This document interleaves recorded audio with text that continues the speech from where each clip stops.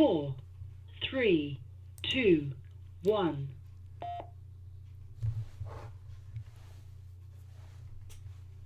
Blog Talk Radio.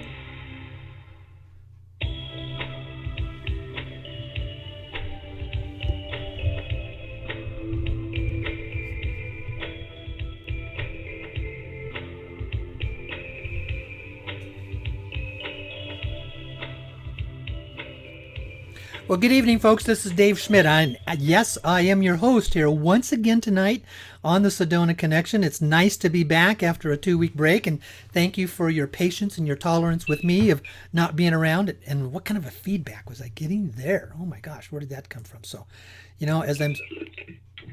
Oh, Blanca, do you have some noise going on in the background? I do. That's what it was. That's what he said. This is a live. This is a live program, folks. There's no pre-recording. There's no script to follow. It's funny when you said, "What kind of feedback noise am I getting?" I was like, "I'm hearing noise too." It was me. Okay, yes, here we are live, the Sedona Connection. And again, I thank you for allowing me to have the last 2 weeks off. I was traveling the first Wednesday to Texas, the second Wednesday from Texas, and I was there for a week. Had an absolutely wonderful time with so many wonderful people. I had great meetings that went on there. And as you know, I basically had a workshop where I hosted my most absolutely wonderful favorite author, Gary Renard, at a workshop in Fort Worth, Texas. And then we had a barbecue with a lot of the folks around the currency issues on Sunday night. Had about 35 people show up. And then on Monday, I have to be very, very careful. I can't even come anywhere close to inferring the individual's name, but I was able to meet with an individual that is very, very deeply connected with this whole currency exchange issue. And it was from that time on that we were hearing that stuff was really moving very close. And we're getting some very, very good reports, and I'll go into that in just a little bit. But first of all, a couple of announcements. Yes, I still do have another workshop here in Sedona this coming Saturday, and there's five seats left, folks. 5. And you're going to have to get into them probably very, very quickly because that's all I got, because the room is limited by how much space that we can have there. And then after that, I'm going to take a break because, you get into the holiday seasons, people don't really like to show up that much and the attendance is way down, so we all just take a break. And so basically from there, I won't be doing another workshop all the way up until around, the end of January. And let me make a comment when people say, well, why can't you talk about this stuff live on the air? And I want to say, folks, is because this is very, very deep security information. I have confidential sources that they allow me to elaborate, but I can never infer to who, what, and where. I always have to talk in very, very broad terms. And when you put something on the internet, you totally lose control of it, because there is technologies that are out there that people can take it and make it say whatever it is they want it to say. They can make it look like whatever they want it to look like. They can take me talking right now and do voiceovers and make it look like I'm actually saying that and totally twist and malign what is there. And believe me, there are professional people that will do that because they don't like what we're doing. They don't like what is happening for us. They don't like what's coming in our direction. So I have to be very careful. I can say it verbally as long as I know that nobody in the room is recording it. And when you're in a workshop environment and you've only got 90 to 110 people, and you can tell who's recording, and you can scold them if necessary. But, it's never really happened. They respect that when they're in that environment. So that's why when I say that I bring this information, I've got some very, very good sources. And what I've said is I've now got about 4 or 5 really direct sources in Reno, and that I can pick up the phone, and I don't necessarily talk to the top source directly. We always keep a distance for safety and security reasons. But I'm usually talking every day to people who are talking to the big sources. I've got 2 really strong sources in Hong Kong. When all this is said and done, and when all these currencies are collected, it all goes to one place. Just one place. It all goes to Hong Kong. That's where it's all being collected by the elders that are there. I'm in touch with 2 different people who know who those elders are. But they won't tell me because they can't, because they're under confidential arrangements just as well. And I've got sources in other countries that are involved in this whole exchange as well, and a lot of them are dealing with bonds instead of currencies. Now, some of you have been emailing me about bonds, and folks, I don't do bonds. I let others do bonds. If you want to work with bonds, you can work with, ZAP, Jerzy Babkowski, the Landa Global Group. They focus more on bonds. I'm focusing on currencies, and my job is to help you get across the finish line. So that's kind of the stuff that is there. Before we get into any more of the program tonight, again, now I can say, Blanca, welcome to the program. I hope you've had a very, very good week and a wonderful Thanksgiving. Oh, we sure did, Dave. Thank you. It was nice to have some days off, and as I shared with you, Alan got inspired and chopped a lot of wood, so we had some nice wood fires burning, which is always nice in the fireplace. So it was nice to spend some time together that way, and it's nice to get back with you. I mean, the last time we saw you was at the workshop in Orlando. Can you believe that was a couple of weeks ago? It seems like it was I know a long that. time ago. Yes, I'm checking my text messages, and I don't have the chat window turned on in right now in the YouTube live streaming, but I am willing to go ahead and I just want to leave the chat on for a little time, and that way, folks, I want to get from you as how am I sounding, how is Blanca sounding, and how is everything coming across there. Because you are the ones who can kind of give me that kind of a feedback of what's going on there in the chat room. So let's see here. As I do another click on the window here, Well, let's come back here. All right. Okay. Yeah, there we go. I think I have it. So, okay. And so we're good there. And I think it's always a little bit of a delay. It's always about a 5-second delay from the folks in the chat window. So that should be coming through here, very soon for that. Okay. And yeah, thank you, Blanca. Anything else that you want to share with us tonight? Well, let's see. Well, as I mentioned, the last time we saw you was there in Orlando, and you didn't tell me to say this, but I'm going to plug your workshop because Alan and I had attended your workshop a little bit over a year ago in Atlanta, and then, of course, we attended the one in Orlando, and the message has evolved, the content has evolved very nicely. So it's kind of like a living workshop as Dave's experiences and wisdom and insight increase. He puts it into his workshop. So we really enjoyed that, Dave. On our way back driving to Atlanta, we really, chewed some of the ideas you presented, and I'm sure the people who attended the workshop did so as well. And what a delightful group of people we got to meet in Orlando. I can see, Dave, why you love doing these, because the people are just genuinely nice, caring, aware, smart, dedicated folks. So that's a great part of going to your workshops, as well as meeting the other people who are there. I'm working on my volume, so hold on. There you go. Okay. All right. Okay. Yeah, go ahead. So. You think I'm coming through okay? They said yes. It was just a little low on your volume, and I'm working on it. Okay. I had a wonderful gentleman send me an email today, and he is a professional sound recorder, and he's going to start helping us on how to work with this stuff and to do a better job. Very nice. So because somewhere here I'm not getting the appropriate connections, and it's really hard to do it because it's you coming through Blog Talk Radio. And I have to set it up where I get other people to come on to test it through Blog Talk Radio. And I only get to use Blog Talk Radio once a day. And once I'm done for the day. I can't go back and try it again. So it's a kind of a trial and error situation. But I'm now saying that it's much better now and it's perfect. Okay. Alrighty. So. Okay. Very good. Thank you absolutely for that absolutely wonderful pitch. I've got some folks that are here with me. They've come from Texas. It's my absolutely wonderful friends, Al and Wanda Warner. And they're absolutely wonderful people. They're probably some of my best friends that are there in the Fort Worth area. I always spend time with them there. They're here. They spent the last 2 days driving here, and they arrived, about 4 hours ago, and they're here. And I'm actually going to let Wanda come in here for a couple minutes. And she's supposed to be here by now, but she's not before I really get into the full program because we're 10 minutes in there. I want to say, Wanda, where are you? But she'll be here in just a minute. So I'm trying to think. Wow. Once I get going on the program tonight, folks, it's just like this has been some of the most, I've been involved in this for 3 years now. And the information I've been getting in the last 2 and 3 weeks is some of the most solid, what I call core information that I've had in all the 3 years that I've been doing this. And as I share with you, see, I'm just a reporter. I'm not the one who makes up the stories. I'm not the one who does the stories. But I do have people who are involved in this that they have trusted me to allow me to talk about this. And there are very, very few people that get to do that, because most of what you're hearing from your other sources, whether it's on the blog sites or their other, conference calls, their sources are usually secondary sources.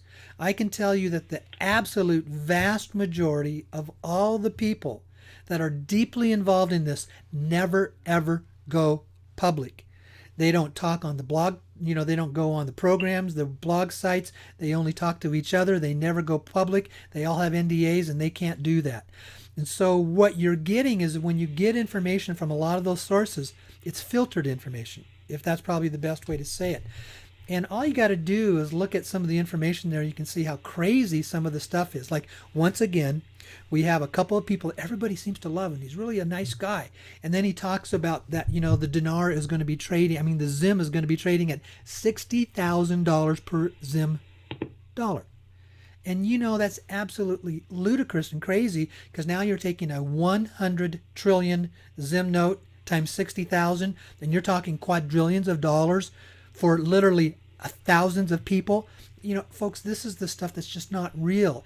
And when they start saying that, to me, I'm still in the back of my mind, it says, where are they coming from?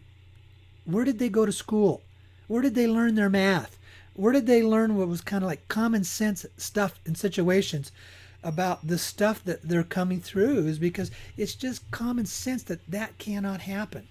And that's why I've always been somewhat negative and cautious about the 800 numbers, is because once all of these whales in this first round are paid out, they're injecting well over $100 trillion into the global economy.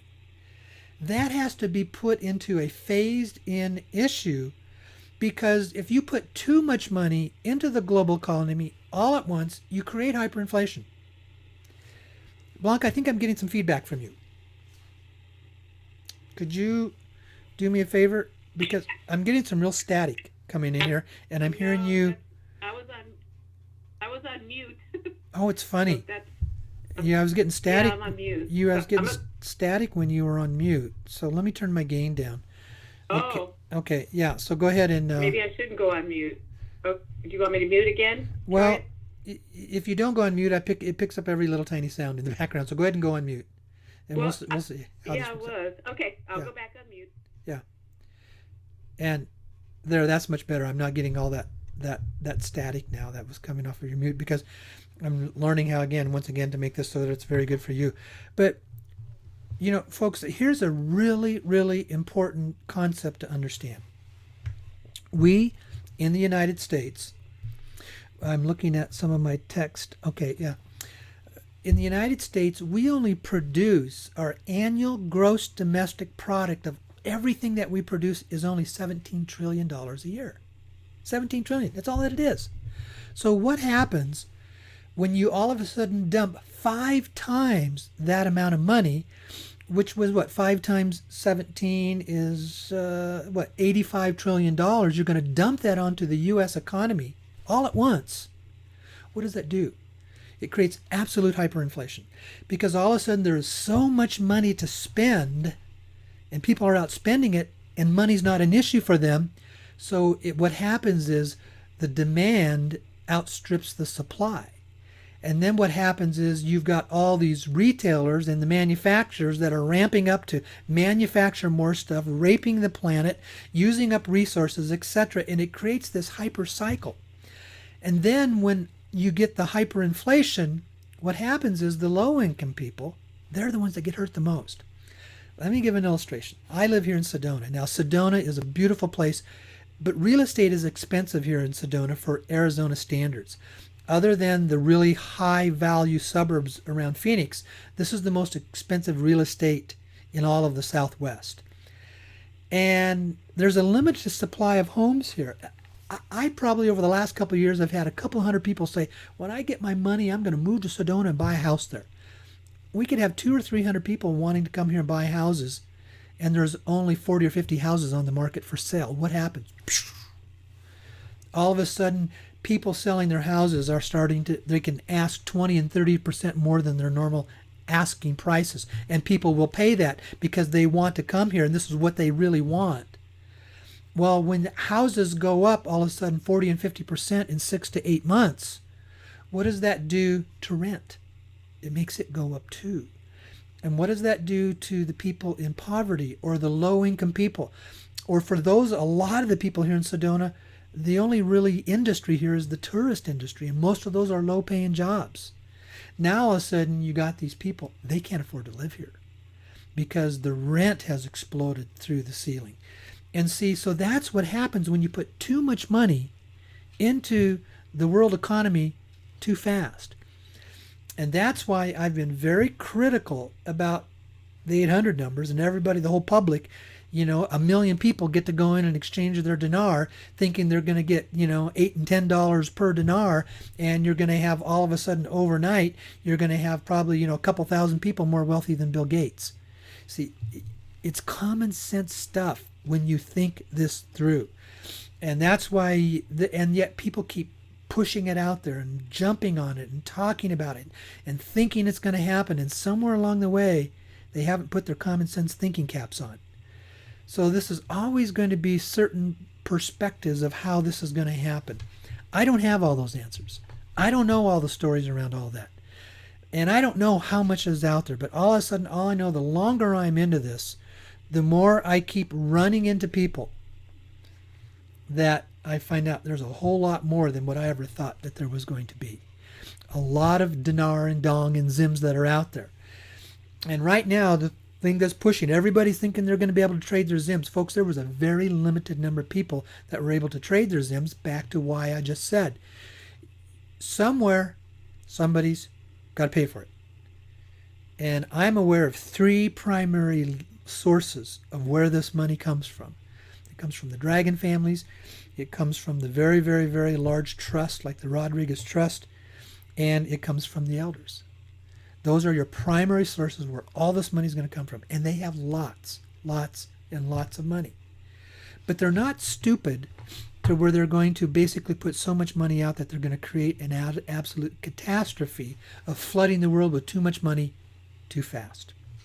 So that's why I say don't expect all that to happen. But having said that, I did get a report that from people that I really trust of where this is, most of the central locations of the stuff is happening, and that's in Reno.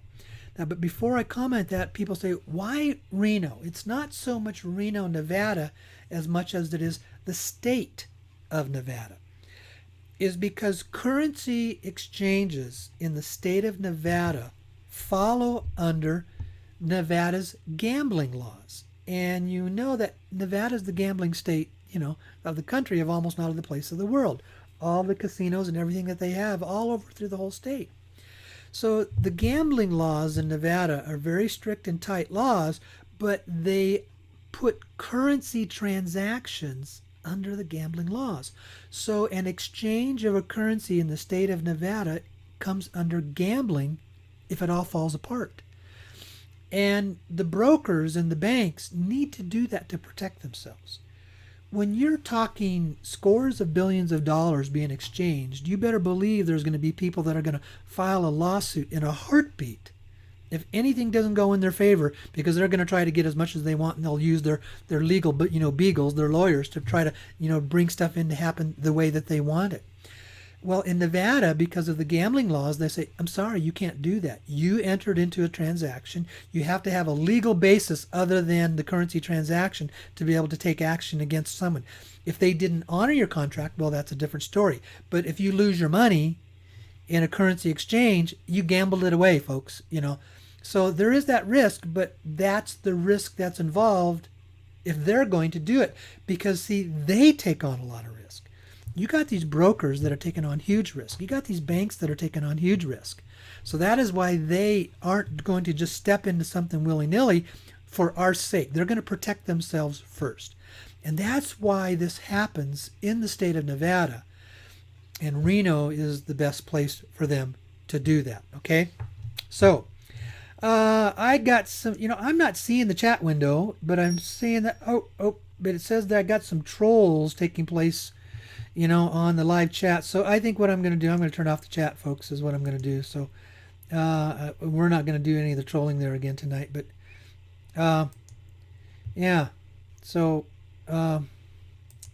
it's funny. I wasn't getting anything coming through on the chat window, but some of the others were saying that they were seeing it. So I don't know what's happening on that, but it is what it is. But I turned the chat off because I'm not going to go there. So I'm not going to get, basically what I call, the negative nannies that are taking place that are just negative and critical and attacking and very vulgar, in that process. So we're done with that. Okay. So those are the issues that are there about why I am critical about 800 numbers. But I've been hearing from very, very reliable sources in Reno that there is going to be an 800 number exchange. Yes, they do have these facilities. They do have those locations. But don't expect that you're just going to be able to walk in and walk out and you're going to get very, very low rates. What they want to do is that there are basically the money sources that are wanting to clean up these currencies off the market. So yes, they're going to allow something to happen out there, but you're not going to be able to go in and get a really high rate. I know they're going to tell you you're going to go in, you're going to be able to ask for the sovereign rates, and you're going to be able to have your projects together and your business plans. Folks, those will be very, very few people that get to do that. If you're walking in, and if you haven't already been involved in a private transaction, you can probably expect that your rates are going to be very, very low rates. Why? Because they're limited how much money they can produce and put out into the global economy. And believe me, the round one is going to be the bulk of all of that money that is going to go out there.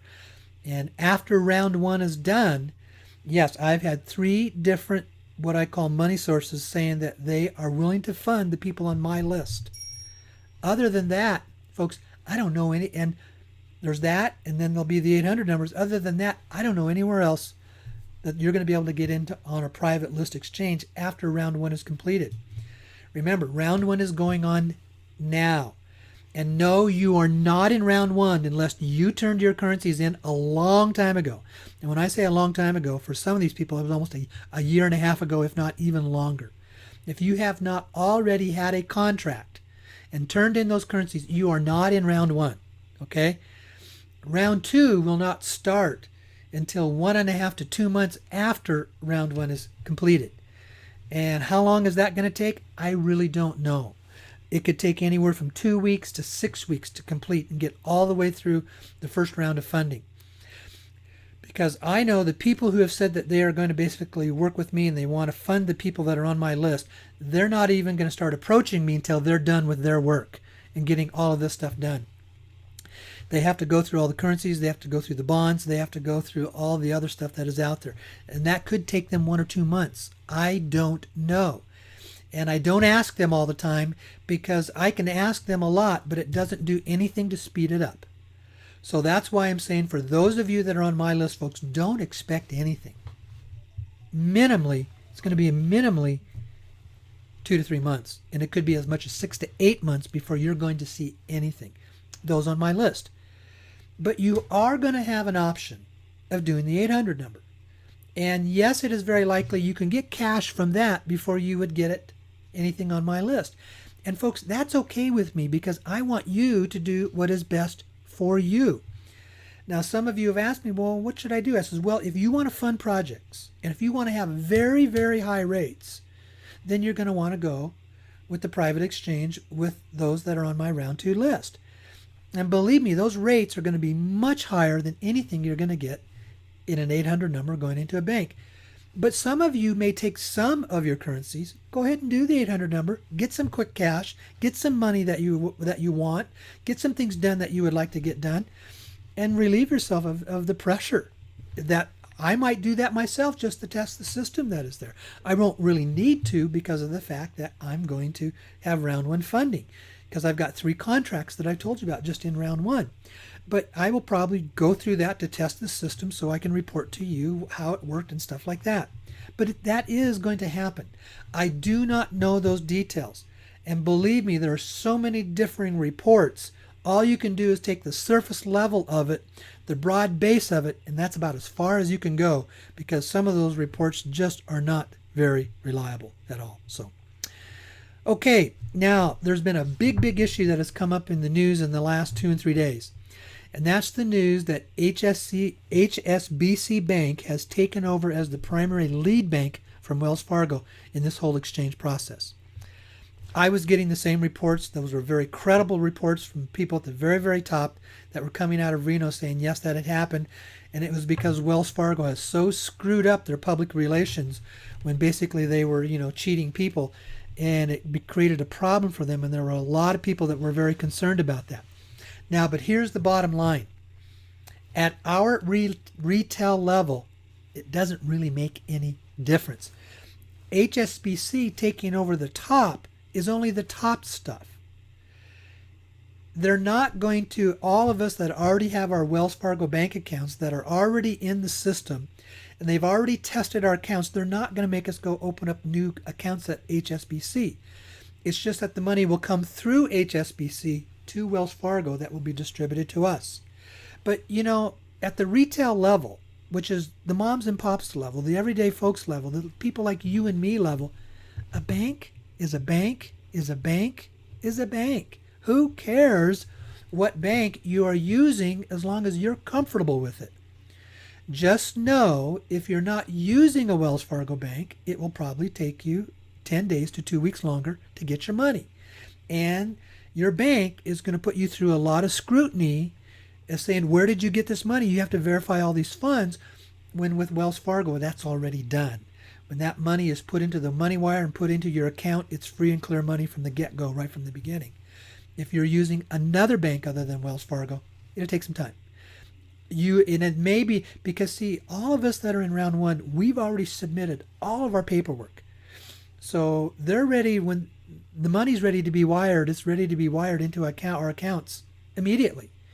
And our accounts have been tested, verified. They know that they're good and they're legitimate and they're ready to go. They did that in the last couple of months in testing the whole system with all of us. So they're not going to ask us to go out and basically create, a new bank account with HSBC. So don't worry about anything of HSBC versus Wells Fargo. At the retail level, it doesn't make any difference. The most important thing is for you to do what you want to do. Now, if you do have a Wells Fargo bank and you're pissed off at Wells Fargo and you really don't want to do business with them, but you do want to get your money quickly, just use it as a pass-through account. Let the money be wired into your bank account and then immediately take it and shift it off to your bank of preference and just let it pass through there. You can always do that. Because, see, then once it's in your Wells Fargo bank and it's been proven that it's good and clear funds, you can wire it to a new bank, and then it will only take you a couple days to get your funds verified versus maybe 10 days to a week. Okay? There's all kinds of different options and things that you can do, but you do not have to have a Wells Fargo account, and especially the people that are overseas, you don't have to have a Wells Fargo account. You just have to have a bank account that money can be wired into through the money wire system. Okay? Some of you have been wondering, why do I just keep repeating some of these things over and over again? Well, there have been literally thousands and thousands of new people that have come to this program in the last 2 and 3 months. Some of you have been here a long time, and you might be getting a little tired. It seems like I'm saying the same stuff over and over again. Well, I do that for a reason. The reason I do that is so that sometimes you have to repeat it to let it. It's the power of repetition, and that's how we really learn. We learn through the power of repetition, and we learn through things that come on a repetitive basis, and then it really begins to sink in, and then you're very comfortable with it. Fear is usually fear of the unknown. You don't really know what's going to happen, what to expect. You don't have the knowledge or the understanding. And it's the repetition that allows people to become very confident, very self-secured, very understanding, and very, what's the word I'm looking for? Bold in their assertions that this is going to happen for them. That's the value of repetition. It's like basically being a weight builder. You repeat the reps over and over and over and over again every single day to become stronger physically. Well, that's why I share these things over and over again, and it seems to be very repetitive. If some of you who have been with me for 2 and 3 years, you think I'm being too, well, have a little patience for the thousands of people that are new to this in the last 2 to 3 months, because it is important that we have a large number of people to help us through this whole process. One of the reasons why I was able to open up my list is because the money people says we need more people. We need a 30 to 40,000 people, everyday moms and pops, to come through to be able to rehydrate that part of the plan of the global economy with this money moving through. Okay. Let's see. Oh, the stuff that's been coming up in the last couple of days of this new continental currency. That's another one of those where I want to say, folks, put on your thinking cap and get rid of what I call the illusionary concepts. Do your research. All you have to do is click on their link and go into it, and you realize they are a self-appointed, self-created, what I call sovereign organization. They are of the opinion that because the United States government is only a corporation and we don't have our true constitutional, republic form of government, then we're going to create a new government. And that's what they did. And use your common sense thinking cap. Show me one bank, one business anywhere in the world that's going to accept that currency. Well, they say, well, it's going to happen in 2 years. Well, who's going to give you the authority? The self-appointed peoples. You notice they have what is called their Secretary of State. And then when you go into their website, he was voted into office by their people on December of 2015, a year ago. It was their own group that voted their own Secretary of State, their own treasurer, but they use all these titles that make them sound efficient. And folks, that currency is not hard to create on a software design program. Now, I'm not saying that they're bad people. They really believe what they believe. But who's going to give them the authority to overtake our current existing government? You and I may have different opinions, but 95 to 98% of the people in this country don't believe like you and me, and they aren't going to acknowledge that, and they aren't going to recognize that. They're going to acknowledge that we have a Congress that is elected. They're going to acknowledge that we have a president that is elected. They're going to acknowledge that we have a government that is run the way that it is, and it is the official ones. They may not like them. You don't have to like Donald Trump, but he's still the duly elected president of the United States of America. And you may say, well, that's not true because, it's not a true government. Well, that's your opinion. And at the end of the day, when there's differences of opinion, who makes that decision? The courts. And if you don't like the courts, who then makes the decision? Those who have the biggest guns. That's going to be the final decision makers. And this self-appointed, United States of America government, they don't have an army. They don't have any guns. They don't have anything to back it up what they're saying. They're just putting an opinion out there. And in America, the freedom of press, they can put that opinion out there. But I'm saying this so folks to say, man, get control of yourself. I'm amazed at how many emails that I got from folks like you on my list that were believing this was for real. All you got to do is click on the links and do your research. And you can see how it looks good, but I'm sorry, they're self-appointed organizations. See, I can call myself the United States of America Republic and basically put that as a license in the state of Arizona if I want to do that, if that name is not taken. I could set myself up as the government of the United States of America in a format form, like what they did. Anybody can do that. It's a self-appointed organization that believes they are going to become the official government because the government we have now is not official. So, and then this was their currency that they're going to use when they get in control. Enough of that stuff. Okay.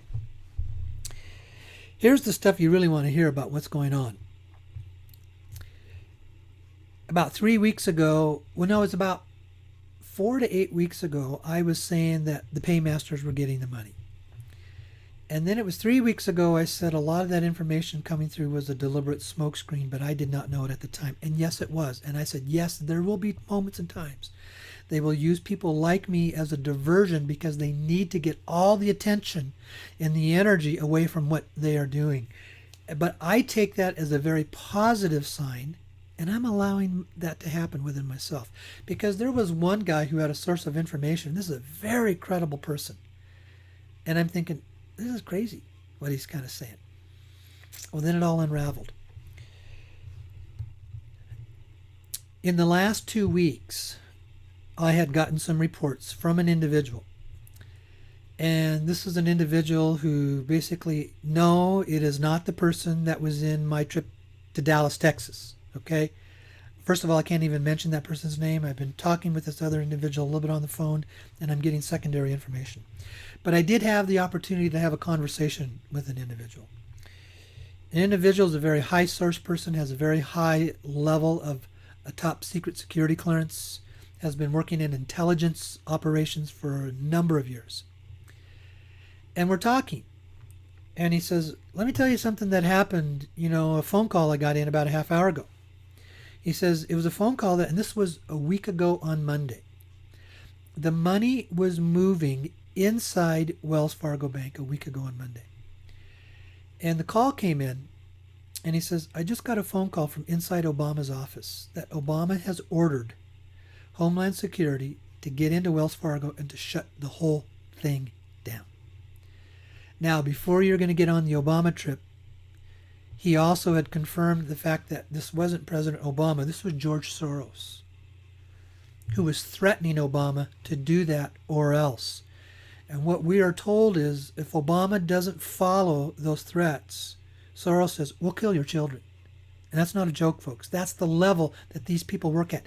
If you've got people that are willing to blow up, the World Trade Center towers and don't care about how many people they're going to kill, do you think they care about killing 2 of the president's children to keep their power and their corruption going? No, of course they don't at all. And so that had come in, and then about 20 minutes later, a phone call came in from Reno to him, and they were saying, we've been put on shutdown. We've been told to stand down. Everything has stopped. So that confirmed what was taking place. And then about an hour after that, because I spent 4.5 hours with him, talking with him, because we were going through a lot of stuff. And he had gotten another phone call, and he says, I'm going to put this one on speakerphone, and I want you to let you listen to this. And it was from an intel inside Trump's office. And basically they said that Trump's office had called Obama and told him to reverse and shift and change what he had done. And if not, they were going to take care of business. I'm not in liberty to go in and talk about what that meant, taking care of business. 20 minutes later, a call came back again from the source that he had inside Obama's office. And it says Obama's face was kind of ashen and gray when that call came in. He knew he had no choice. But the people from what do you call the intelligence sources, the white hats within CIA, FBI, NSA, Homeland Security, all those, they basically told Obama, if Soros is a problem to you, we will take care of Soros. You do what you need to do to get this money moving again.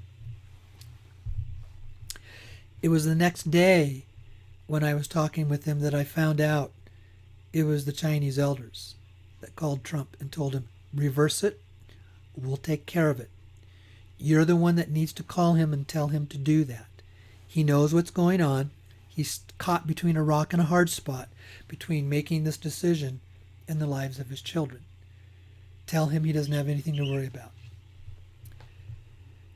About an hour and a half later, my source then got an additional call from Reno and says everything is back on. And everything has been moving since then. That was Monday last week. They worked on Monday, Tuesday, and Wednesday. The vast majority of them decided to take the Thanksgiving weekend off. Why? Because they know once this really gets rolling, they're going to be working 16, 18 hours a day for probably all the way up through Christmas, if not afterwards. And if they were going to be able to spend any time with their families, that was it. So they decided to take the Thanksgiving weekend off. They got rolling back up again on Monday. And on Monday, I had 3 different phone calls from 3 different sources that basically had said, everything's back going, everything is working, everything is taking place. So now here's what I'm going to do. I'm taking a look at I have a guy who is going to call in on the program here, and if he's listening, his name is Jason. And Jason, I want you to go ahead and make sure that you've called in. And Jason, I don't know if I have your phone number, Jason, so I can tell when it is that it's coming in. So we'll find out, what's going on there. Let's Do you want me to start screening some of these calls? yeah, because I'd like Jason to. This is a Okay. good time to have. He was going to call in tonight. Jason is in Reno, and he was going to call in and give some of the information that he has, because he has firsthand sources and secondary sources, but he can't give away any of their names. But I forgot what his phone number All right. was. But He might have been one of the first ones, so let me work Yeah, through these, remember- and then yeah. you'll see his name pop up. yeah, go ahead and start working Huh? through. And Jason, remember, you need to press 1 on your touch-tone phone, and then Blanca, she'll start going through all these names and see if she can find you there. Because I'm getting at that point where I'd like to go ahead and bring you in on this, so you can give us a report of what's going on in Reno.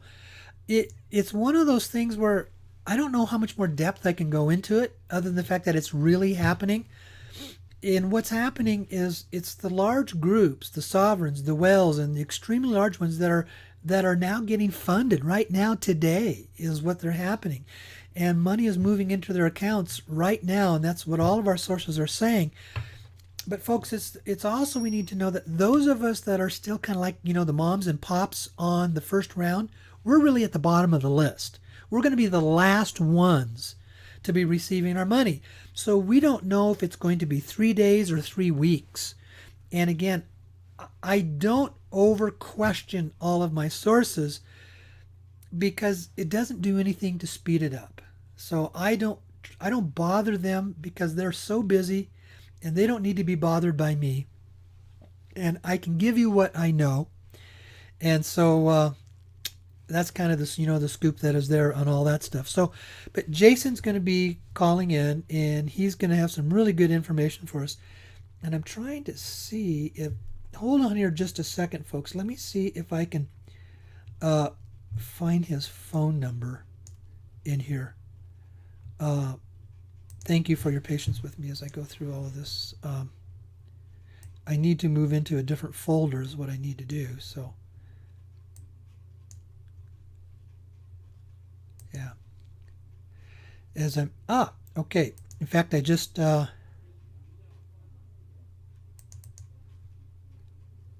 Jason just sent me an email. So hold on here just a minute, folks. Okay. Let's see. He's in the queue. Okay. So Wanda, Jason is in the queue. You will get into him. All right. So she'll keep going through the list there, and we'll be finding you coming in there. So we'll be able to bring you on there, because I think I'd love to have you come in here. Okay. All right. So Wanda, you just keep going on down through the list there of the people who have pressed their phone numbers. You may be with him right now. So, another one just came in from Jason. Thank you, Jason. Let's see. Oh, okay. Wanda, Jason is the, you know what? I'm going to go right to it right now. Okay. Here we are. You're coming on the air. Jason, you're on the air. What can I help you with? Well, no. Wanda, Blanca, what I'm saying. Kind of mixed up here. Blanca is trying to do it. I'm going to override Blanca. Hey, how are There you? we are. Okay. Hey, Jason, how are you? Hey, buddy, how are you? I'm doing good. Good to hear from you, folks. Jason was at my workshop in Orlando a couple weeks ago, and you and I don't want to be too presumptuous, but I think it's, if I remember right, it's your wife. You've been on vacation at Lake Tahoe, and you've got some great sources and contacts that are going on in the Reno. So go ahead and share with us what you have. Okay, so we planned this trip, I guess, a couple months ago. We're planning to come on vacation, and the more and more time that went by as things were kind of delayed, we kind of started to talk back and forth, and my wife brought it up first. She said, wouldn't it be interesting if all this went down while we were in Lake Tahoe? And just to give you guys a little background, I mentioned this on one of your shows before, Dave, but people that are on here tonight may not remember. Maybe 45 days ago, 60 days ago now, I rekindled a friendship that I've had for, I guess, about 12 years now. And this particular gentleman, come to find out, he was also involved in the exchange. And he, like you, Dave, has two contracts. And one of them he's been waiting on. He turned his currency in probably a year ago, like you. But then he had another one. He had kind of worked his way to the top of a list where he was talking directly every day with some folks that were former 40 and 50-year term CIA, FBI, all the Central Intelligence Agencies. There's several of them. I've actually had a chance to meet some of them this past week.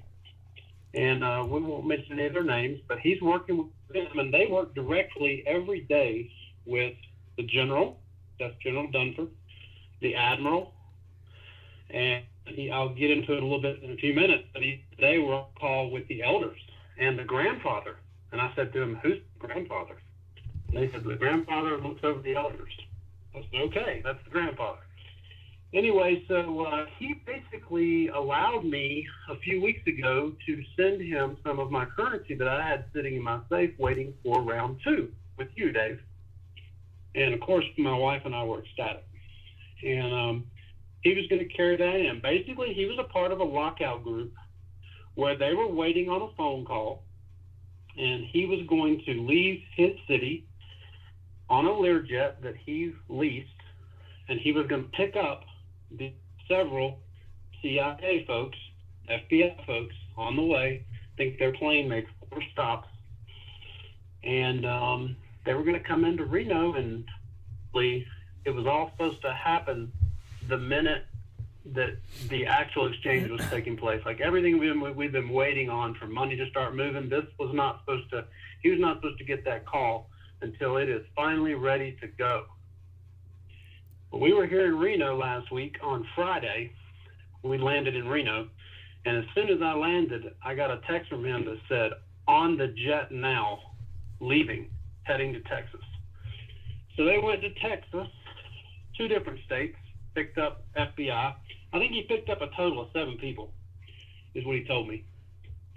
And they came on to Reno, and on Saturday, they arrived between 4 and 5 o'clock. And they did come in with their currencies. This particular group, being this lockout group, were told they would get the very highest rates given in any exchange. So, again, we were very excited about that. But since then, and since he's been here, he has been able to share some intel with me. And I'll share some of that with you guys.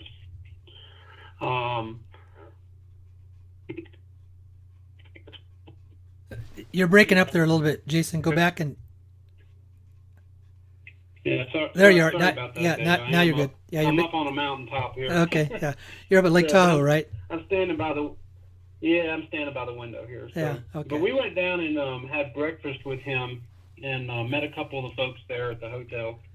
But he did say that one of his CIA guys told him that just in general, that he's being told there will not be any tax to pay on the exchange money. And for their specific group, it was told. You're cutting out there again. Okay, let me try to go to a different spot here. Okay, yeah. Can you hear me okay now? Yeah, you're good now. Mm-hmm. Okay. So anyway, that was one piece of information that he gave me. And Dave, feel free to jump in and ask me anything, because I'm just trying to pull all these thoughts that you and I have been talking about all week together. Well, here's what's interesting. I think you and I had went over this on our email correspondence, but my source, kind of explained the whole process. Is like and I assume your friend, this is what happened to him. He comes in on his jet, it lands in the airport. They go over to a taxiway spot. They unload the currencies to a truck. The truck takes it to a warehouse that's there on the airport grounds. And there is the security around this warehouse is phenomenal. I mean, there's Secret Service people there, and the Secret Service, remember, is out of the U.S. Treasury, so they are responsible for protecting money issues. Yes, there was FBI there was CIA there was military security that was there as well. They go inside to this warehouse, and there are 48 Delarue machines, and the person whose currency it is gets to watch the whole process. And they start sending all this currency through the 48 Delarue machines, and there's 3 cameras on each machine. So that way they know nothing is stolen, nothing is cheated, everything is recorded, and everything is out in the open. And they go through and they count it all. And he says, and when it's done, everything is verified. That's how much the currency that it is. They walk over to the folks with the elders and with Wells Fargo Bank, and they work out their transactions on the funds. And they basically said, like you said, that they would be receiving their money in somewhere between 7 and 14 days. Now, is that was fairly similar, I think, to what your friend described. Is that correct? It is fairly similar. He did not go in as much detail as you just gave. One thing he did say was that when he was in the facility where they were counting all the money, he said there were stacks and stacks and stacks and stacks of currency everywhere. He also did mention to me, just as a kind of a trivial fact, that he was leaving to go home Monday, but he said on Tuesday there was somebody coming in. He wasn't at liberty to say their name. He said I would know who they were if he said it. And he said they were bringing 200 quadrillion them on their exchange. Right. He also did say, as you mentioned with your other guy, and this was very interesting. And I want to make sure I get this right. But he said that when they took off in their Learjet, they had some type of voucher or something that General Dunford had to sign for, and it allowed them to black out their tail number on their Learjet while they were in flight, so they were not followed. Huh. And he said they did not land at the airport. They landed at a private facility, is what he said. So that was pretty interesting. And then, they immediately, like the minute they landed, the whole process started. Now, just as an update, I got a call from him today, and he said to me, look, he said, I'm just relaying the message. He said, but I just got off the phone with my CIA guy who was on the phone he was on a conference call with the general, the admiral, and oh, by the way, the admiral did come here. The admiral got here on Sunday and has been here since. Yeah. He also said that they had told him that Trump hired a colonel and sent that colonel to Reno and said, go get this exchange done. And he was here the whole week before Thanksgiving, and then went home for Thanksgiving and came back on, I think, Monday or Tuesday. But anyway, getting back to my story, he said that today, when he was on that call, they were on a group call with the general, the admiral, the elders, and the grandfather. And that they were told that to be looking in their accounts for money tonight.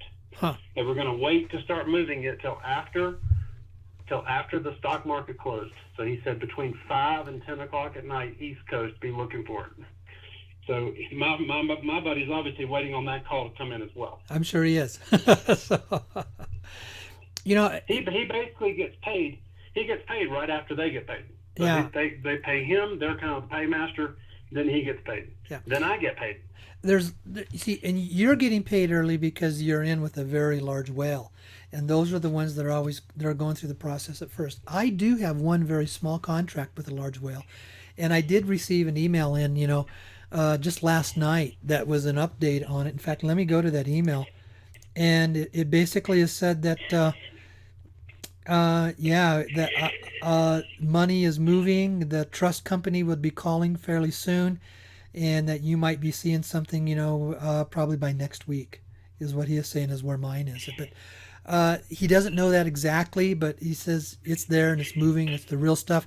And this is a guy that's been in and out of Reno for 2 years, and he's very much in touch with everything that goes on there. And he gets on conference calls every night with a group of people that are underneath the admiral. And so he's very much aware. I will pick up the phone and talk with him about once or twice a week, and he gives me updates as well. So it's all, I don't know how to it's nice to be excited, but it's like this is what we've been waiting for. We've been waiting for years for this. It was ironic. I had a person the other day says, I've been waiting for 3 years for this. And I says, well, the people at the Rodriguez Trust have been waiting for 68 years for this. So just be a little more patient, okay? Because it was back in 1948 that they wanted to honor the original Bretton Woods Agreement, and it got stolen and hijacked from them. And they've been waiting for this day ever since then. And generations have come and gone since then. But that has always been their intention, is to fund that original intention of the Bretton Woods Agreement in 1948. And they've been waiting this long to make this happen. And I figured if they've been waiting 68 years, you and I can wait a couple more months. So, especially if they're one of the primary funding sources. You told me today. Yeah. I'm sorry, Dave. I thought you were taking a break there. No, that's right. No, you go ahead. I'm done. Yeah, go ahead. I was just going to say another thing that he said today. This kind of goes along with how you opened your show tonight, talking about the 1-800 numbers. He did confirm the HSBC bank switch and all that today on his call with me.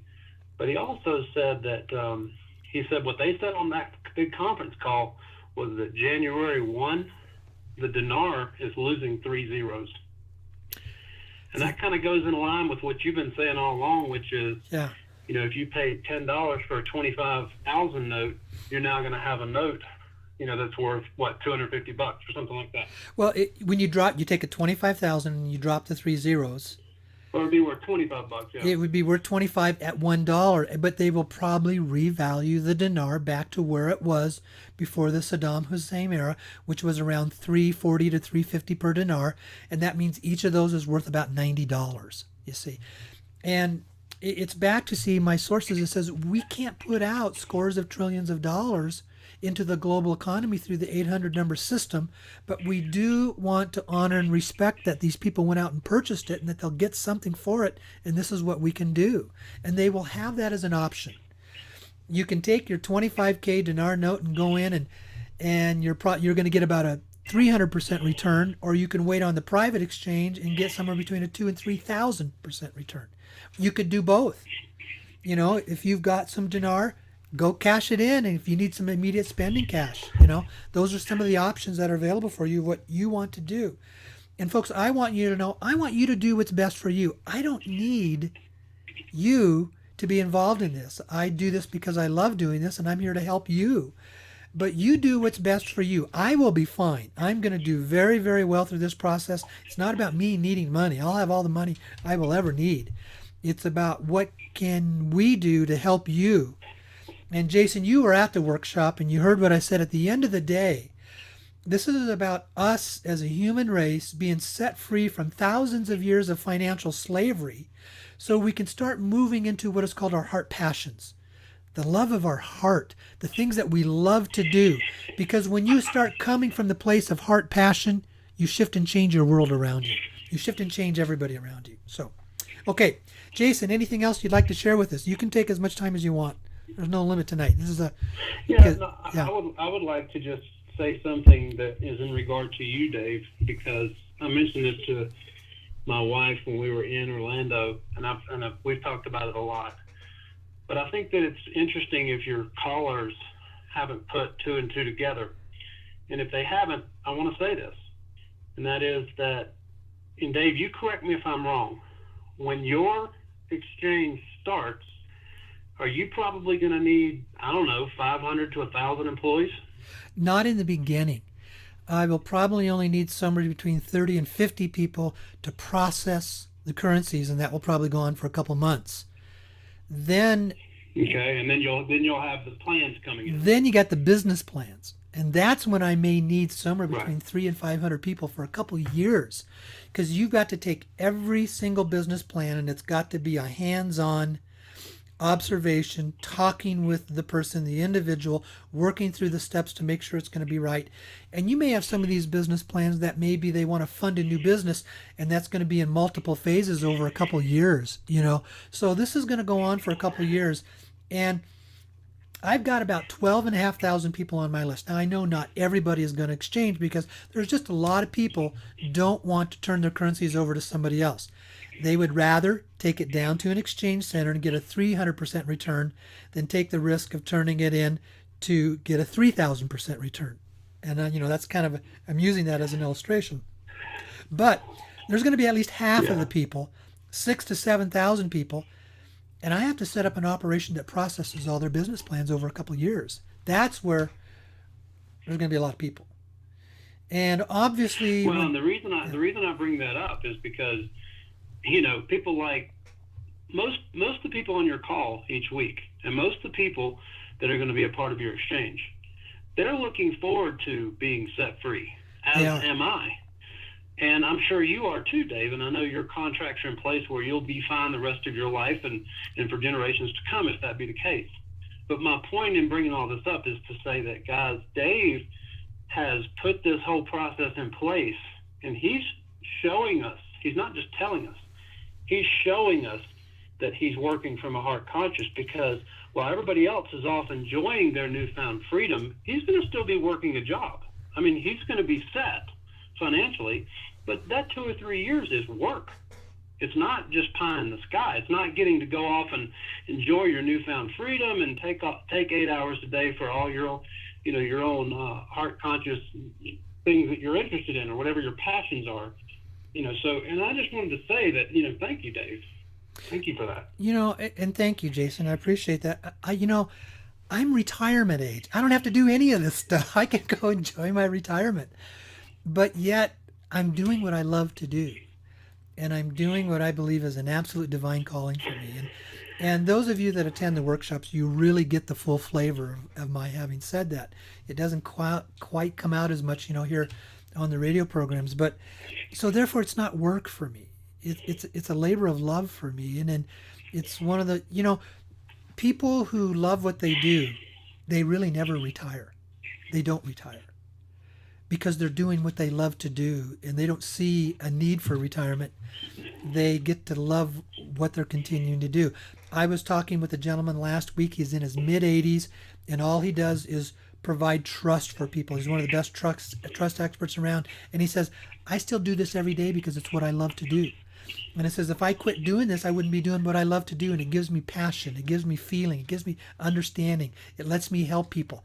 And that's more meaningful to me than anything else. And if I can't do this anymore, I don't need to be here. And he's 85 years old. And so I'm doing what I love to do. And I'll do this as long as I'm supposed to do it. So, but I have to admit, I'm going to hire a lot of staff, and I'm not going to be a workaholic. I'm going to take my times to enjoy going to the beaches in Thailand, because I can still work on my laptop. As long as I got an internet connection, I can do my work from almost anywhere. So, yeah. And I'll always do my workshops, because that's where I really love the interaction with the people. Part of the message will change, but doing those workshops will never stop. And obviously, I'm going to be moving into a position where I'm going to be writing some books, telling the story. This stuff will be put into DVD formats and stuff like that, but that all comes after the money comes through. But, it's like being a CEO of a corporation. You do multiple things, but you have really good staff people who do all the work for you. You're the decision maker, and basically you're in a management CEO position is what you are. So, yeah. Well, listen, Dave, thank you so much. Yeah, how long are you guys staying in Tahoe? We are here until the 3rd, and my guy tells me that if his people get funded tonight, he would probably be funded tomorrow. And it's interesting that we would be here and the whole thing go down in the 7 days that we were here. Huh. And honestly, if my memory is correct, he and I had not even rekindled our friendship when we booked this trip. Huh. Wow. So it's kind of like what you told us when we were in Florida. You said, you're not here by accident. If you're here, you're here for a reason. And I think the same thing on this trip. Yeah. We're here for a reason. It's been a very exciting add-on to our trip, as you can imagine. That's one of those divine synchronistic timing issues that you plan your vacation 3 months beforehand, and you have absolutely no idea this is going to happen, and yet here you are right in the middle of where you wanted to be of all this taking place. So, yeah. Exactly. Good. He did say that the security here is just unbelievable. Yeah, it has to be. He was really blown away by everything he saw. He showed me a couple of business cards of some of the Secret Service that are here. They're giving him business cards. Of course, they told him some stories that I'm not going to repeat, but very interesting stuff. A lot of interesting stuff going on. Yeah. But yeah, it's been great. Well, this is the type of stuff that if people think I'm not telling the truth, then you and I really conspired to tell the story and tell a lie, didn't we? I guess we did. You did a pretty good job, Jason. I guess we did. But you know, a lot of people do, and I even myself. You go through a mental process, and I think the first step that people have to get over is it real? Yeah. And then once they get over that, then it's a lot easier from there, because if you just believe that it's real, then it's just a matter of the timing. So I know it's real. I know it's happening. It's just a matter of when it's happening. Well, it's happening now. Yeah, I went through that. That's why I stayed away from it for such a long time, because I thought, how can this be real? Until somebody logically explained to me about some of the processes. Well, okay. And then I just bought a little bit of dinar, and I kind of, jumped in and put my toes in the water, and that was about it. And then one thing just started leading to another.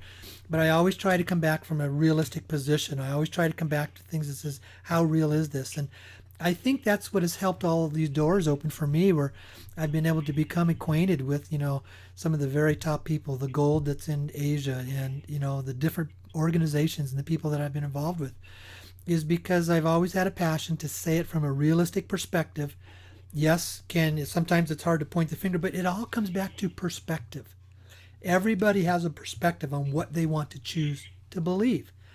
And those that choose to believe it and then also keep themselves grounded in what I call a reality perspective, and they're not, in an illusion thinking that they're going to get, $60,000 per Zim dollar, those people, they'll get something, they'll all get something, but, that's a deep, very deep illusion to even think that you've lost a perspective of what can functionally be real in a world that we live in.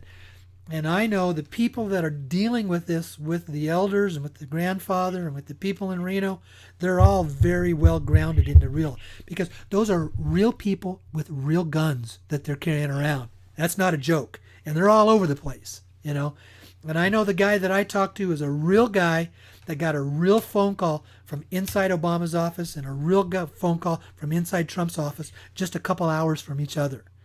And these people, they're not playing games with their lives.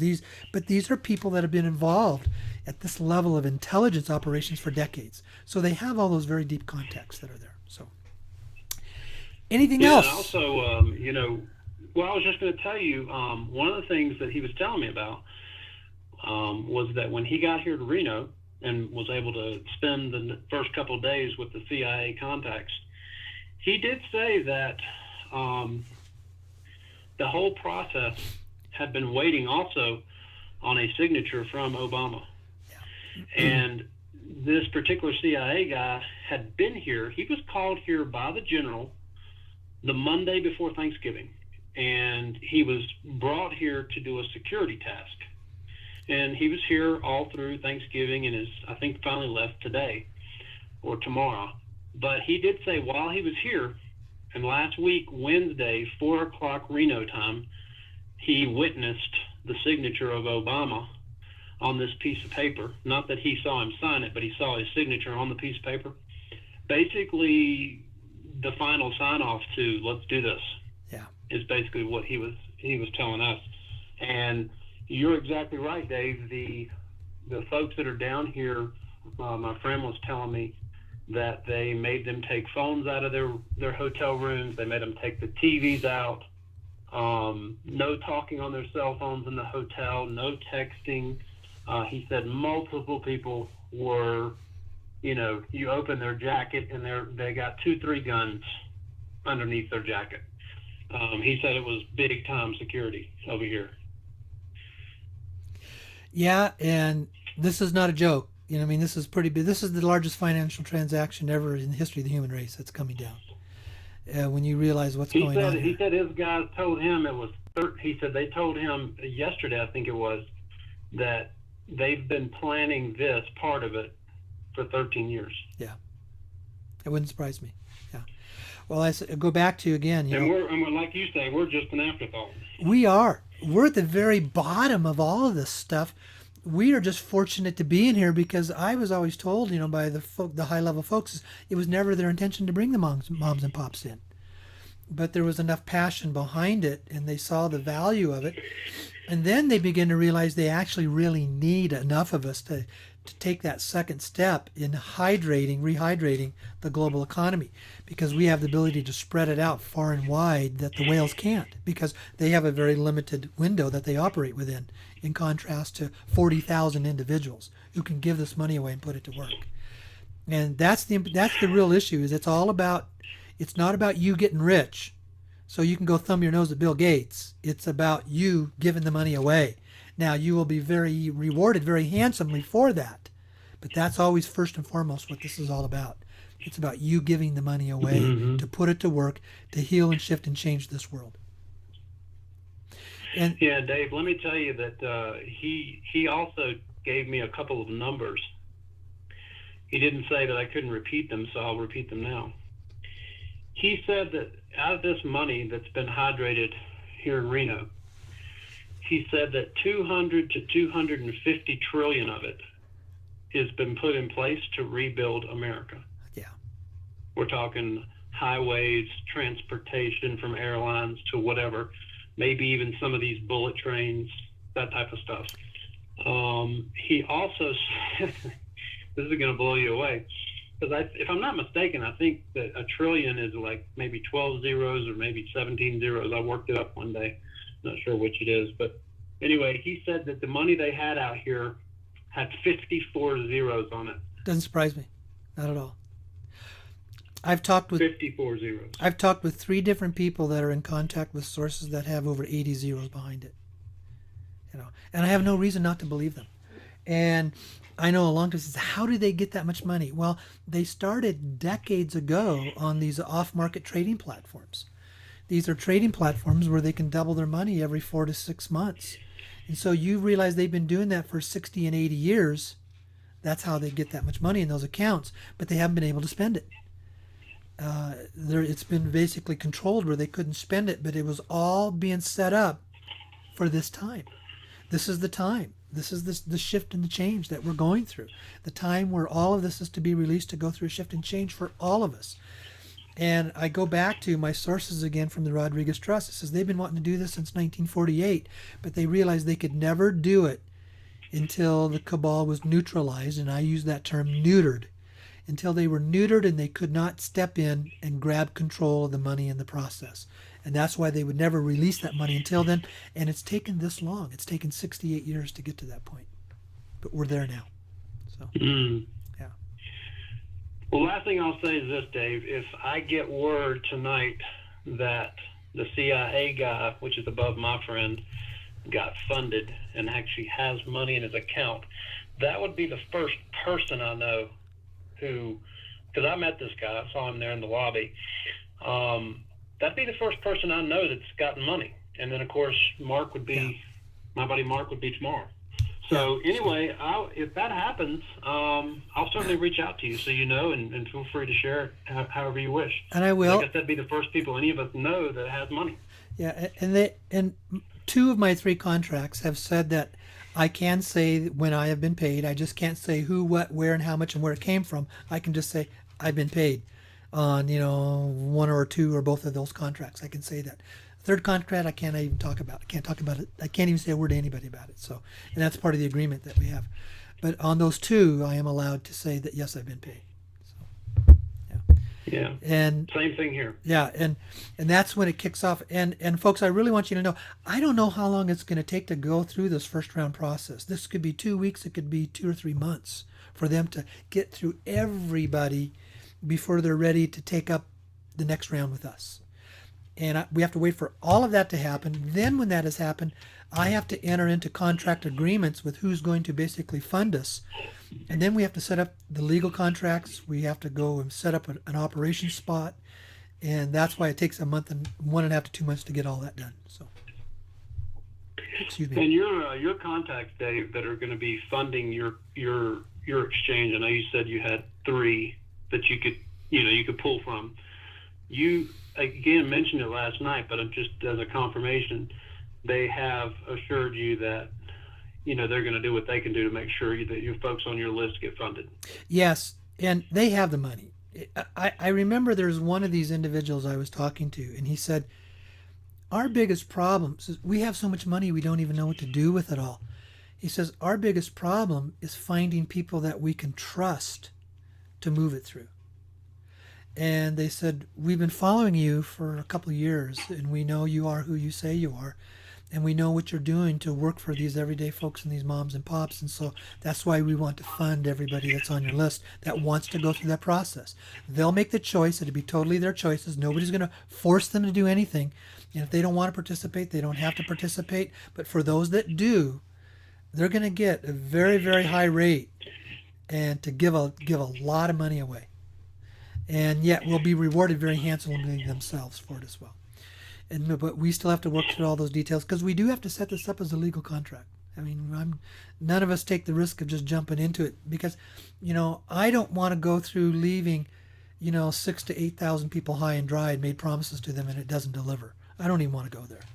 I want to make sure it's going to deliver before I even commit to, starting the process, to bringing those folks through. So, yeah. That's very smart. Hey, Dave, one last thing that I just thought of. Just to kind of further, if there's anybody out there, even still after this call, that's having doubts, I have, when you first, I originally bought dinar. I didn't buy a lot of it. I think I had less than $10,000 invested in dinar. And then when you started talking about, hey guys, don't buy the Zim, don't put your money on dinar, buy dong. That was the first I'd ever even heard of buying dong. So I started buying dong through Wells Fargo at $51 a million. And at the time, I also saw that it was available on Bank of America for $44 or $41 per million. And I got notified today from a friend of mine. He said, man, did you see that Bank of America and Wells Fargo have removed the currency, the Vietnamese dong, from their list? You cannot order it from them anymore. Wow. And I said, no way. And I went and checked, and it's not there. Really? So I did. Wow.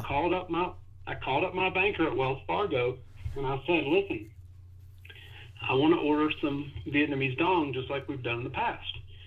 So she said, how much? I told her. And she said, yeah, no problem. She starts going into her system. She says, it's not here. I said, well, of course I knew it wasn't. I said, well, what do you mean it's not there? I said, it's a publicly traded currency. She said, it's not here. She said, this is so strange. So then she went and she started looking at a different computer screen. And she says, this is so weird. She said, I've gone through both back doors I know of, and I can't place this order. So she got her manager, and he came. He showed her how to place the order, but they could not give me a rate. So I was ordering like $6,000 US worth, and they could not give me a rate of what it would be. So finally, at the very end, she said to me, she said, but it does appear that I'm going to be able to place this order. So I said to her, I said, okay, go ahead and place the order and tell me if it's confirmed. So she came back and she said, it is confirmed that the order is placed and it should be here in 3 days. She said, but, she said, I have no clue what the rate will be. So I said, well, we'll see when we get there. Yeah. So it's not, and also the Sterling Group, they're saying that they don't have it anymore. Several other places. I only found one other website out there, kind of a legitimate website, that is saying they still have the Vietnamese dong. And no banks. You can buy it from no banks. Go on eBay. And I don't know if my order will show up or not. Yeah, go on eBay, see if you can find it on eBay. Yeah. Well, we got a bunch of it. I was just really trying to look after some friends of mine, really. That's what we were doing. Well, I mean, that's interesting. And you do bring up the good point. I says, should all of this fall apart, the dong is the one currency you can take back to the bank and get your money back. And I know a lot of people are talking about Zim, and I say, folks, yeah, you heard a guy that's taking in quadrillions of Zim, but only very large whales already contracted are able to do that. I do not know any buyer who is going to be buying Zim in the second round. And that's why I say don't go buying any Zim until you know you got a buyer, unless you want to throw that money away and you're gambling. You're gambling and taking a risk thinking you're going to get something off of it. And, I tell you what's happening, though, on the brokers, in the brokers world, the rate of Zim is skyrocketing, and they are the ones that are really making the money. It was about 2 years ago you could get a 100T note of Zim, I think, for about $20 to $25. And today they're running to $60 or $70 in just a couple of years, So don't go. They're $100 now, actually. Yeah, so folks, I wouldn't, you make your decisions, but I wouldn't buy any until I know, unless you got money you're willing to take a risk and gamble and throw away. But if you think that that's money that you need, don't go buying any Zim, because I have not had one of my buyer contacts says they're going to be buying Zim after the first round is done. So there's only a limited amount of Zim out there they can take in. Dave, my guy, the reason he even was doing this entire Learjet thing with this group of 7 other people was because they were told, as a lockout group, they were told, you will have 36 hours to get your Zim in here. Yeah. So they came to do this. They brought all their currency, at one time, but they said you will only have a 36-hour window to get the Zim in here. Yep. After that, window's closed. Yep. Yeah. And it's because, they have contracts as well. And they have contracts from the very, very, very top buyers of where it all goes from. And then they says, and I don't know all the ramifications of it, but the very, very top buyer says, well, we have room for so much more. And then so they open up a window for 36 hours to bring more in. But you got to have really, really deep contacts to be able to get that type of an exchange. You're not going to be able to take it into a bank, and you're not going to be able to even what I call the moms and pops levels to be able to exchange that either. So, okay. Well, Jason, anything else? No, man, that's it. Thank you. It's been great. That's and, great. I've enjoyed all of our communications this week. Yeah, and thank you for coming on the air, because that way it gives, you're on the spot, you're in Reno, you got great contacts, and they can't just say, well, it's just Dave making stuff up. So they got to say we're both great liars, don't they? And I know you're not. Any of them that know us know we're not. And I know it too. So, okay, thanks, buddy. Have a good evening. Say hi to your wife for me. Buddy. Okay, all right. You too. Okay, bye-bye. I will. Yeah. I will. Bye-bye. Well, folks, those are, what do I say? It's happening. It's in the process. But come on in, Wanda. Come on in here. Come on in here. Pull up a chair and sit down with her. Can I tease you? Yeah. You're late. You were supposed to be here in the first 5 minutes of the program. Yeah. Well, you're out there in the other room having too much fun talking with everybody, right? That's right. Yeah. I don't know if I want to. Well, you and Al, you both got, you use different last names, but some of the best friends that I had in Fort Worth. It was such an enjoyable time to be with her. You're now here in Sedona. And folks, this is what I do. I rarely ever bring anybody on, because as soon as I bring one person on, I get requests for 50 other people to say, would you promote my book? Would you promote my business and stuff like that? If I do, it's because somebody that I have extreme trust in, I've used their services myself, and I really believe in it, and they're very good friends.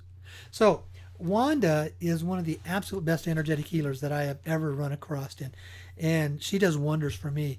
I mean, I was at her house, last week, and laying down on, the table there, and she's just running her hands over me, doing some Reiki work, and I feel this energy pulsating through me. It's just amazing. And she comes up with all kinds of stuff, the insights, and she's very, very gifted at that. For those of you that are here locally in Sedona, she's going to be here for the whole weekend, but take a couple minutes just to share with us about what's happening, what you guys are doing, and if people want to get in touch with you. But come on up a little closer to the microphone. Okay. Yeah. Yes, I'm visiting here in We got to get you on Sedona. screen here, okay? You got to scoot in. Okay, I got to scoot You got to in get a it little bit. really tight and close. I'll get jealous Yeah. funny. So I'm visiting here in Sedona, and I'll be at the workshop. Okay, so I brought my jewelry and my sprays and stuff, but basically I'm an energy healer, and what that means is there's 3 basic things that get your energy down. Number 1 is negative thinking. Number 2 is not exercising. And number 3 is not eating right. So we're all guilty of all of those. So I just go in and scan you with my hand here, and scan the chakra areas and see where you're vibrating low. And I pull the stagnant energy off of you, pull your energy up, and then with my eagle wing, I have eagle wing, hawk wing, different shamanic tools that I use. I take and I clear your aura to top it off. So, I mean, it's really basic. I teach classes there in North Richland Hills. But here, while I'm visiting Sedona, I'll be here giving sessions. If you want to stop by his workshop and talk to me, sign up for it, or, get a hold of me. How can they get a hold of you? My website is ironheartenergyhealing.com, or you can do the same email, ironheartenergyhealing@gmail.com, or you can give me a call, 817-825-7335. Okay, good. Okay? Thank you. That's All right. Okay. Great. Okay, I just wanted great friends, and that's okay. So Blanca, I think we're ready to go into the callers. I'll give you a little bit there to kind of get you off the mute button so you can come back on the air. And here, I'll bring you back on the air. So there you are. So Blanca, I think we're ready to go into callers. And wasn't that a great call from Jason? You can't hear me. That's interesting. Why is it that you cannot hear me? This is weird. What's happening here? Okay, something happened here, folks, and now I'm getting some text messages. Dave? Yeah, there you are. Dave, we can't hear you. I can hear you. Let me go back into. Wow. Hey, folks, now I don't know if I'm the one who's cut off or if Dave's the one who's cut off. Let me see if I can text Why Dave is and it see that you cannot hear me? what we can find out here. Yeah, that's really weird. Because, we were doing just fine at the beginning of the program. And what happened here? I didn't accidentally hit any mute buttons. Hopefully I'm the one who's cut off. Yeah. And his show is going on just fine. You are. I sent you a message on Skype. Okay. Wow. And if he's the one who's cut off, well, then we see what we got to do to get him. No, we're doing good. Wanda, I'm going to go ahead and take you off the air. And then I'm going to... So... you know what? Somebody says that I've been totally... Somebody just sent me a text Dave message saying that I've been totally dropped from the air. Hold on here. Let me see. Let me check some of the text. Be patient, guys. I'm sure if he's the one that's off. Oh, I think I just heard from Okay, you can hear... Alan. It sounds like... they can hear me on sounds YouTube. like I'm on, but Dave isn't. Okay, guys. It looks just like... want to say thank you for all of you who have called. Jason, Okay. great information. Okay, folks, the messages I'm getting is that they can hear me on YouTube, but on Blog Talk Radio, it's... hold on, I'm going to send a text message to Blanca.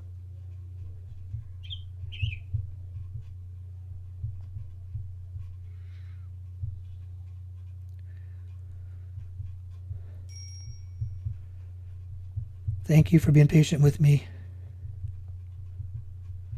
I think sometimes people don't like me or whatever. I don't know. Okay. Yeah. Yeah, for some reason, folks, we've been dropped on Blog Talk Radio. That's all that I know. It's showing that it's still going, still good. But I'm getting text messages coming in that I'm still good on... Hold on here as I go back to some of these.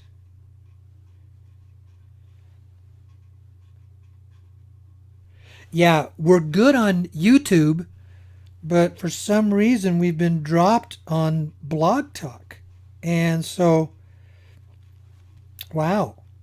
Well, I'll tell you what, because this is the recording, the live streaming that's going to go up on YouTube, I'm going to continue. Well, I can't bring any of the callers on because they can't be heard, but yet it's still showing me that Blog Talk is still moving and going and operating, but yet it says I've been dropped.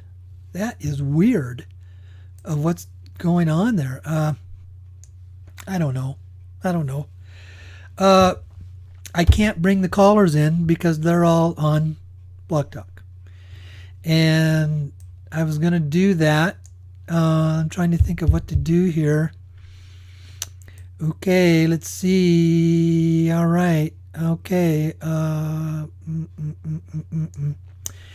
You know what? Okay. Let me just send one quick.